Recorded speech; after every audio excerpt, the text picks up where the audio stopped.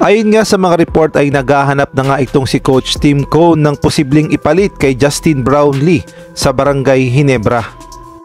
Ayon kasi sa report ng Daily Tribune, Barangay Ginebra San Miguel head coach Tim Cone is on a working vacation in the United States where he attempts to put a deal in place for the Gene Kings replacement import for Justin Brownlee. Ginebra still looking for Justin Brownlee substitute. Lumalabas nga na nakahang muna ang jersey ni Justin Brownlee para sa Barangay Ginebra dahil alam naman natin na next month na nga ang Commissioner's Cup at magsisimula nga yan ng November 5, samantalang ang unang laban naman ng Barangay Ginebra ay sa November 17. Kaya naman ayon nga dito sa report ng Daily Tribune ay nakausap nga nila si Coach Tim Cone at ang sabi nga ni Coach Tim Cone ay meron na nga silang plan B na maghanap na ng replacement import para nga dito kay Justin Brownlee para sa Barangay Ginebra nang sa ganun ay makapagsimula na nga ng matinding practice ang Barangay Ginebra at mapaghandaan na ang Commissioner's Cup. At kakapasok nga lang ng balita, binanggit na rin ni Quinito Henson na isang sports analyst na meron na talagang kapalit itong si Justin Brownlee sa Barangay Ginebra. Ang sabi nga sa report ng One Sport, Quinito Henson give hints on Ginebra's possible replacement for Justin Brownlee. At ang sabi nga ni Quinito Henson, may balita ako that Barangay Ginebra has already zeroed in on a possible interim import. They have asked, however, that the name will not be disclosed at this point. Yung last name and first initial is also the same as Brownlee's. Number 2, naglalaro na yan sa PBA. I think that's the most that I can disclose.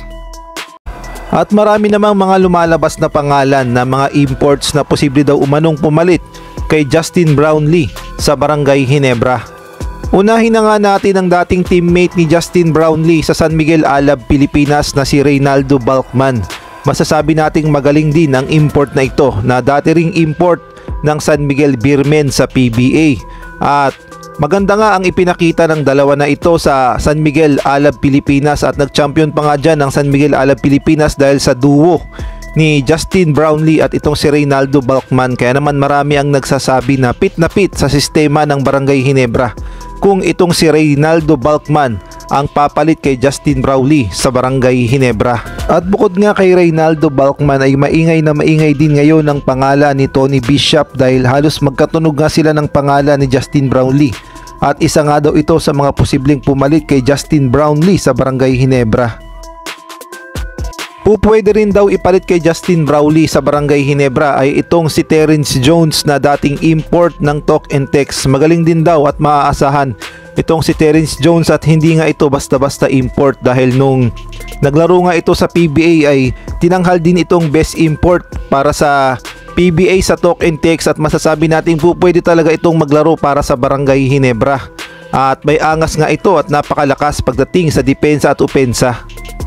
Ngunit hanggang ngayon nga ay wala pa ring balita kay Justin Brownlee at wala pa rin siyang ibinibigay na komento patungkol nga sa naging kaso niya sa China at hanggang sa ngayon ay wala pa ring statement ng SMC kung papalitan na ba talaga si Justin Brownlee bilang import ng Barangay Ginebra. Kaya naman abang-abang na lang tayo kung sino nga ba ang posibleng pumalit kay Justin Brownlee sa Barangay Ginebra.